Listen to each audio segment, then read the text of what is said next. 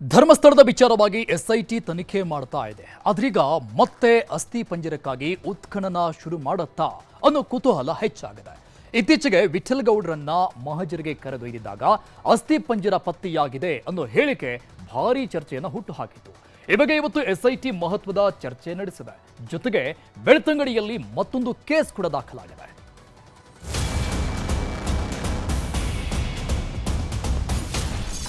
ಧರ್ಮಸ್ಥಳದಲ್ಲಿ ಮತ್ತೆ ಕುತೂಹಲ ಹುಟ್ಟಿಸಿದ ಅಸ್ಥಿ.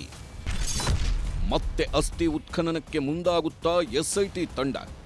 ಧರ್ಮಸ್ಥಳದ ಸುತ್ತಮುತ್ತ ನೂರಾರು ಶವಗಳನ್ನು ಹೂತಿದ್ದೇನೆ ಎಂದಿದ್ದ ಮಾಸ್ಕ್ ಮ್ಯಾನ್ ಚಿನ್ನಯ್ಯನನ್ನು ಈಗಾಗಲೇ ಎಸ್ಐಟಿ ಟೀಮ್ ಬಂಧಿಸಿದೆ. ಕೋರ್ಟ್ ನ್ಯಾಯಾಂಗ ಬಂಧನಕ್ಕೆ ಕಳುಹಿಸಿದ್ದು ಶಿವಮೊಗ್ಗ ಜೈಲಿನಲ್ಲಿಡಲಾಗಿದೆ. ಈ ನಡುವೆ ಎಸ್ಐಟಿ ಟೀಮ್ ಮತ್ತೆ ಉತ್ಖನನ ಮಾಡುತ್ತಾ ಅನ್ನೋ ಕುತೂಹಲ ಮೂಡಿಸಿದೆ. ಬೆಳ್ತಂಗಡಿ ಎಸ್ಐಟಿ ಕಚೇರಿಯಲ್ಲಿ ಮಹತ್ವದ ಸಭೆ. ಬಂಗ್ಲೆಗುಡ್ಡ ಅಸ್ಥಿ ಪತ್ತೆ ಹೇಳಿಕೆ ಬಗ್ಗೆ ವಿಸ್ತೃತ ಚರ್ಚೆ. ಬಂಗ್ಲೆಗುಡ್ಡ ಬಳಿ ಬುರುಡೆಗಳು ಸಿಕ್ಕಿವೆ ಎಂದಿದ್ದ ವಿಠಲ್ಗೌಡ ಹೇಳಿಕೆ ಸಾಕಷ್ಟು ಚರ್ಚೆ ಹುಟ್ಟುಹಾಕಿತ್ತು. ಮಹಜರು ನಡೆಸಲು ಕರೆದೊಯ್ದಿದ್ದ ವೇಳೆ ಅಸ್ಥಿಪಂಜರ ಪತ್ತೆಯಾಗಿದೆ ಎಂದಿದ್ದರು. ಇದರ ಬೆನ್ನಲ್ಲೇ ಎಸ್ಐಟಿ ಟೀಮ್ನ ಮುಖ್ಯಸ್ಥ ಪ್ರಣವ್ ಮೊಹಾಂತಿ ಬೆಳ್ತಂಗಡಿಗೆ ಭೇಟಿ ನೀಡಿ ಸಮಗ್ರವಾಗಿ ಚರ್ಚೆ ನಡೆಸಿದ್ದಾರೆ. ವಿಠಲ್ಗೌಡ ಹೇಳಿಕೆ ಸೇರಿದಂತೆ ಮುಂದಿನ ತನಿಖಾ ಹಾದಿ ಬಗ್ಗೆ ಇಡೀ ಟೀಮ್ಗೆ ಮಾರ್ಗದರ್ಶನ ಮಾಡಿದ್ದಾರೆ. ಪ್ರಣವ್ ಮೊಹಾಂತಿ ಅವರು ಎಸ್ಐಟಿ ಅಧಿಕಾರಿಗಳ ಜೊತೆಗೆ ತಂಡದೊಂದಿಗೆ ಸಭೆಯನ್ನ ಮಾಡ್ತಾ ಇದ್ದಾರೆ. ಪ್ರಮುಖವಾಗಿ ಇಲ್ಲಿ ತನಕ ಆಗಿರುವಂತಹ ಎಸ್ಐಟಿಯ ತನಿಖೆ, ಮುಂದೆ ಆಗಬೇಕಾದಂತಹ ಎಸ್ಐಟಿಯ ತನಿಖೆ ಬಗ್ಗೆ ಇಲ್ಲಿ ಸ್ಪಷ್ಟವಾಗಿ ನಿರ್ದೇಶನವನ್ನು ಕೊಡ್ತಾ ಇದ್ದಾರೆ. ಹಲವು ರೂಪುರೇಷೆಗಳನ್ನು ಸಿದ್ಧಪಡಿಸಲಾಗ್ತಾ ಇದೆ. ವಿಠಲ್ಗೌಡ ಹೇಳಿಕೆಯನ್ನ ಎಸ್ಐಟಿ ಟೀಮ್ ಅಲ್ಲಗಳೆದಿಲ್ಲ. ಹೀಗಾಗಿ ಮತ್ತೆ ಅಸ್ಥಿಪಂಜರ ಶೋಧ ಕಾರ್ಯ ಮಾಡುತ್ತಾ ಅನ್ನೋ ಕುತೂಹಲ ಮೂಡಿಸಿದೆ. ತನಿಖೆ ಶುರು ಮಾಡಿದ ಬಳಿಕ ಇಲ್ಲಿವರೆಗೂ ಎಸ್ಐಟಿ ಅಧಿಕಾರಿಗಳು ಒಮ್ಮೆಯೂ ಬಹಿರಂಗವಾಗಿ ಮಾಹಿತಿ ಕೊಟ್ಟಿಲ್ಲ. ಈಗಲೂ ತಮ್ಮ ಪಾಡಿಗೆ ತಾವು ಉತ್ಖನನ ಆರಂಭ ಮಾಡುತ್ತಾರಾ ಅನ್ನೋ ಚರ್ಚೆಗಳೂ ಶುರುವಾಗಿದೆ. ಸೌಜನ್ಯಳ ಮಾವನಿಂದಲೇ ಕೊಲೆ ಎಂದು ಆರೋಪ. ಸ್ನೇಹಮಯಿ ಕೃಷ್ಣ ವಿರುದ್ಧ ದಾಖಲಾಯಿತು ಪ್ರಕರಣ. ಮೈಸೂರು ಮೂಲದ ಸಾಮಾಜಿಕ ಹೋರಾಟಗಾರ ಸ್ನೇಹಮಯಿ ಕೃಷ್ಣ ವಿರುದ್ಧ ದೂರು ದಾಖಲಾಗಿದೆ. 2012ರಲ್ಲಿ ಕೊಲೆಯಾದ ಸೌಜನ್ಯಾಳನ್ನ ಆಕೆಯ ಮಾವ ವಿಠಲ್ಗೌಡನೇ ಕೊಲೆ ಮಾಡಿದ್ದಾನೆ ಎಂದು ಆರೋಪ ಮಾಡಿದ್ದ ಸ್ನೇಹಮಯಿ ಕೃಷ್ಣ ವಿರುದ್ಧ ವೆಂಕಪ್ಪ ಕೋಟ್ಯಾನ್ ಎಂಬುವರು ಬೆಳ್ತಂಗಡಿ ಠಾಣೆಗೆ ದೂರು ನೀಡಿದ್ದಾರೆ. ಮೈಸೂರಿನಿಂದ ಕರೆಸಿ ಈ ರೀತಿಯ ಹೇಳಿಕೆ ಕೊಡಿಸಿದ್ದು ಯಾರು ಅನ್ನೋ ಬಗ್ಗೆ ತನಿಖೆಯಾಗಬೇಕು ಎಂದಿದ್ದಾರೆ. ಸ್ನೇಹಮಯಿ ಕೃಷ್ಣ ಹೇಳ್ಬೇಕಲ್ಲ, ಅವರ ಮನೆ ಮಗಳನ್ನು ಮಾಡ್ತಾರೆ ಅವರು. ವಿಠಲ್ಗೌಡರು ಅಂತವರಲ್ಲ. ಸ್ನೇಹಮಯಿ ಕೃಷ್ಣ ಯಾರು? ಇವರು ಮೈಸೂರಲ್ಲಿ ಇರುವುದು. ಇವರಿಗೆ ಹೇಳಿಕೊಟ್ಟವರು ಯಾರು? ಇಲ್ಲಿಂದ ಬೆಳ್ತಂಗಡಿಯಿಂದ ಯಾರಾದರೂ ಒಬ್ರು ಇರಬೇಕಲ್ಲ, ಅವರನ್ನು ತರಿಸ್ಬೇಕಲ್ಲ. ಇವರು FIR ಮಾಡಬೇಕು. ಈಗ ಯಾರನ್ನು?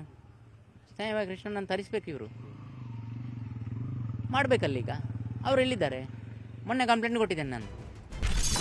ರಾಶಿ ರಾಶಿ ಮೂಳೆ ಪತ್ತೆಯಾಗಿದೆ ಅಂದಿದ್ರಂತೆ ಮಿನಿಸ್ಟರ್. ಸಚಿವ ಸ್ಥಾನದಿಂದ ಪ್ರಿಯಾಂಕ್ ಖರ್ಗೆ ವಜಾಗೆ ಆಗ್ರಹ. ಬೆಂಗಳೂರಲ್ಲಿ ಮಾಜಿ ಡಿಸಿಎಂ ಅಶ್ವತ್ಥನಾರಾಯಣ್ ಮಾತನಾಡಿ, ಧರ್ಮಸ್ಥಳ ಪ್ರಕರಣ ತನಿಖೆ ವೇಳೆ ರಾಶಿ ರಾಶಿ ಮೂಳೆ ಪತ್ತೆ ಆಗಿದೆ ಅಂತ ಸಚಿವ ಪ್ರಿಯಾಂಕ್ ಖರ್ಗೆ ಹೇಳಿದ್ದಾರೆಂದು ಅಶ್ವತ್ಥನಾರಾಯಣ್ ಆರೋಪ ಮಾಡಿದ್ದಾರೆ. ಜೊತೆಗೆ ಸಚಿವ ಪ್ರಿಯಾಂಕ್ ಖರ್ಗೆ ಅವರನ್ನ ಸಚಿವ ಸ್ಥಾನದಿಂದ ವಜಾ ಮಾಡುವಂತೆಯೂ ಸಿಎಂ ಸಿದ್ದರಾಮಯ್ಯಗೆ ಆಗ್ರಹ ಮಾಡಿದ್ದಾರೆ. ಬಂಗ್ಲೆಗುಡ್ಡೆಯಲ್ಲಿ ಯಾರೋ ಹೇಳಿದ್ರು ಅಂದ್ಬಿಟ್ಟು ಒಬ್ಬ ಮಂತ್ರಿ, ನಮ್ಮ ಬಹಳ ಪ್ರತಿಭಾವಂತ ಮಂತ್ರಿ, ಅಲ್ಲಿ ಅಸ್ಥಿ ಪಂಜರದ ರಾಶಿ ರಾಶಿ. ಇವ್ರನ್ನ SIT ಮುಖ್ಯಸ್ಥನ ಮಾಡಿಬಿಡ್ಬೇಕಿತ್ತು. ಎಂತೆಂಥ ಕಾಮಿಡಿ ಪೀಸ್ಗಳಿದಾವ್ರಿ. ನಿಮ್ಗೇನಾರ ಪ್ರಜ್ಞೆ ಇದೆಯಾ? ಏನು ಸ್ಥಾನದಲ್ಲಿದ್ದೀವಿ? ನಾನು ಮುಖ್ಯಮಂತ್ರಿಯಲ್ಲಿ ಕೇಳ್ಕೊತೀನಿ, ಇಂಥ ಜವಾಬ್ದಾರಿ ಇಲ್ಲದಂಥ ಈ ವ್ಯಕ್ತಿಗಳನ್ನು ನಿಮ್ಗೇನಾರ ಆತ್ಮಸಾಕ್ಷಿ ಇದ್ದರೆ, ನಿಮಗೇನಾರ ಸರ್ಕಾರದ ನೈತಿಕತೆ ಇದ್ದರೆ, ಮೌಲ್ಯ ಇದ್ದರೆ ಈ ಕೂಡಲೇ ವಜಾ ಮಾಡಿ. ಸೌಜನ್ಯ ಪರ ಹೋರಾಟಗಾರರು ಸೇರಿದಂತೆ ಯೂಟ್ಯೂಬರ್ಗಳ ವಿಚಾರಣೆಯನ್ನು ಎಸ್ಐಟಿ ಅಧಿಕಾರಿಗಳು ನಡೆಸಿದ್ದಾರೆ.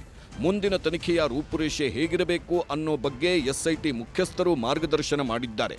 ಈ ನಡುವೆ ವಿಠಲ್ಗೌಡ ಮಾಡಿದ್ದ ಆರೋಪದ ಪ್ರಕಾರ ಮತ್ತೆ ಉತ್ಖನನ ಆರಂಭವಾಗುತ್ತಾ ಅನ್ನೋದು ಎಲ್ಲರನ್ನ ಕಾಡುತ್ತಿರುವ ಕೌತುಕ.